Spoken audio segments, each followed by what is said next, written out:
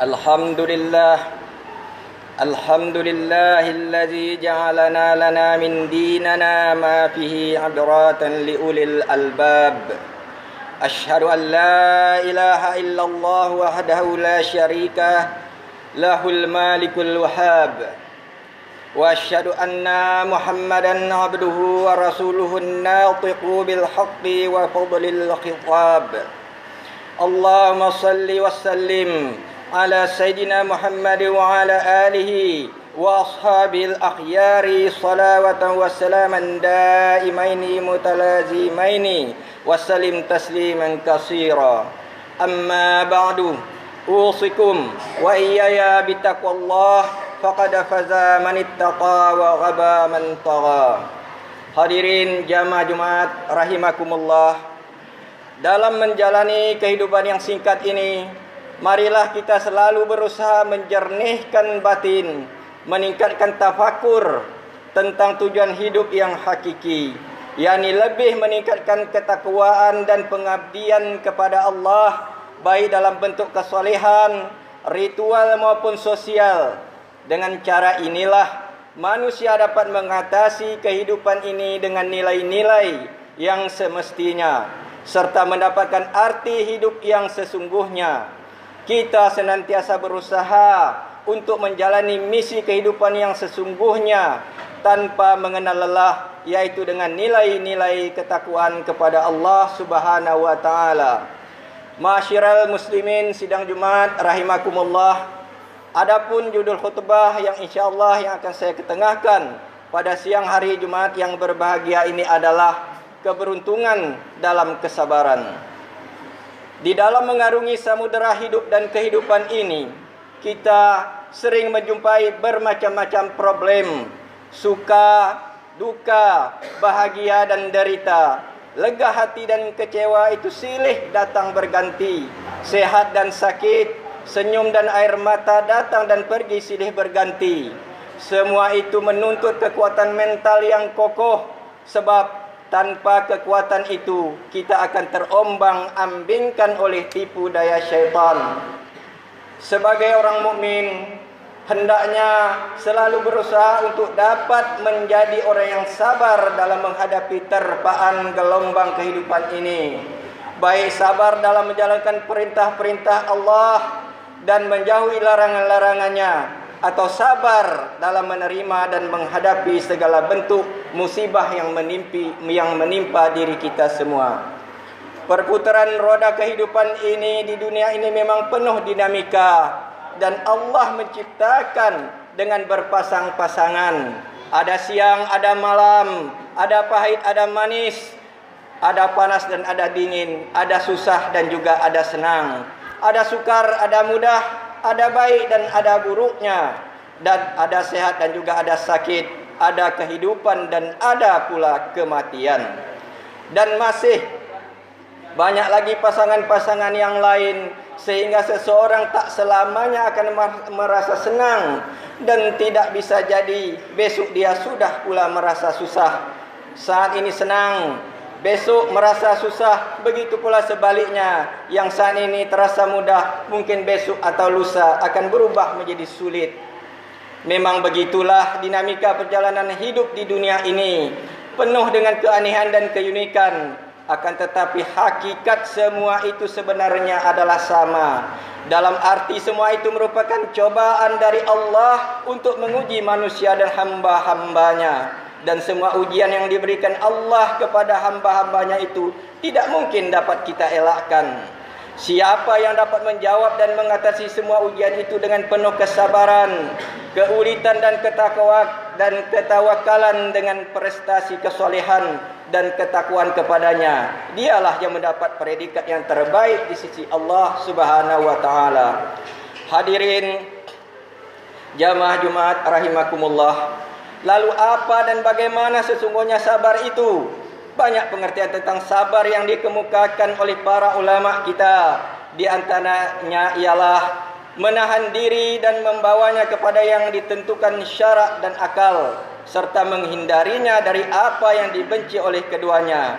Jadi sabar adalah suatu daya kekuatan positif yang mendorong jiwa untuk menunaikan kewajiban. Di samping itu, sabar ialah satu kekuatan yang menghalangi manusia untuk melakukan segala kejahatan-kejahatan. Imam Al-Ghazali yang dikenal juga dengan Hujjatul Islam mengatakan, sabar ialah tetap tegaknya dorongan agama menghadapi dorongan hawa nafsu.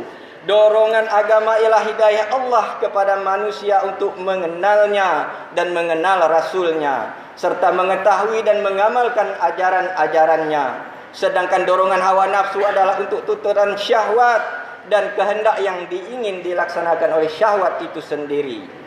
Dengan demikian, sabar bukan berarti menyerah pada keadaan, tidak. Membiarkan dirinya hanya dalam situasi dan kondisi, atau menghentikan ikhtiar untuk mencari jalan keluar yang baik tanpa memperbaiki dan memperkuat amal perbuatan. Bukan begitu hakikatnya sabar. Pengertian semacam ini kuranglah tepat. Mungkin hanya sebuah apologi untuk membela diri bagi yang memang malas, atau untuk menutupi kelemahannya yang tidak mau berusaha.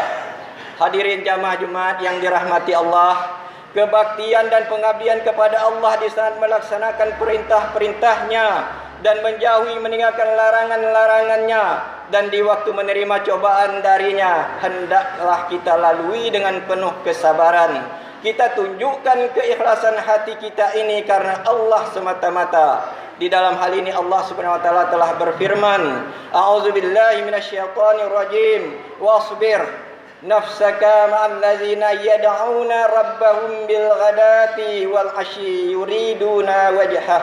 Artinya, dan bersabarlah kamu bersama-sama dengan orang-orang yang menyeru Tuhanmu di pagi dan senja hari dengan mengharap keridhaannya. Quran Surah Al-Kahfi ayat 28. Bekerja dan beramal baik untuk urusan dunia maupun untuk kepentingan akhirat hendaklah dilakukan dengan penuh kesabaran.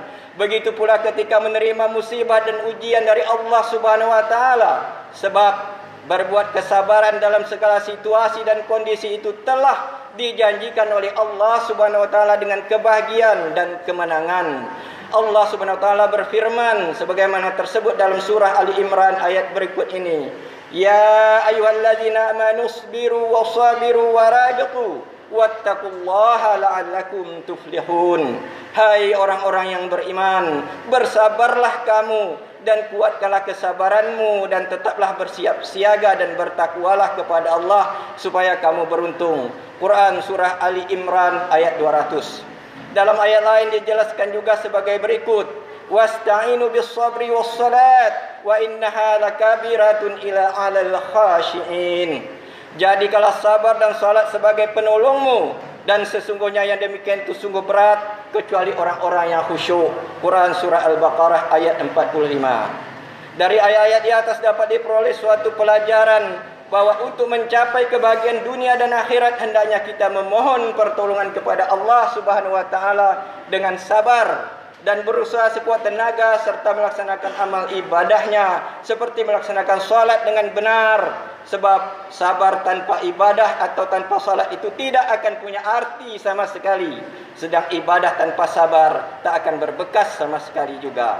Begitu pula dalam menerima cobaan Allah, janganlah kita mengeluh dan putus asa. Sebab cobaan itu merupakan bukti kecintaan Allah terhadap hamba-hambanya yang beriman. Hadirin jamaah Jumat rahimakumullah, sabar dalam arti sebenarnya adalah kunci dari ketenangan dan kebahagiaan hidup. Ada beberapa langkah yang kiranya perlu ditempuh untuk dapat bersabar.